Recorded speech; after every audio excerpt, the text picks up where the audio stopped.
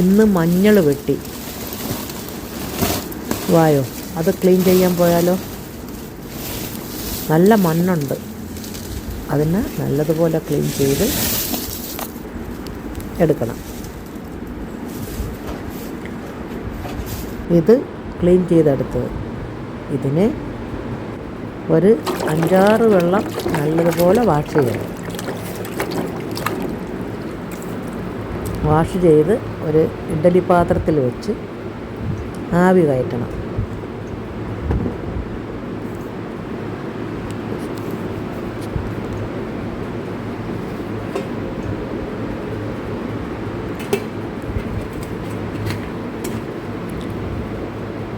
ഒരു 30 മിനിറ്റ് ആവി വന്നാൽ മതി. എന്നിട്ട് ഇതിനെ തണുക്കാൻ വയ്ക്കണം.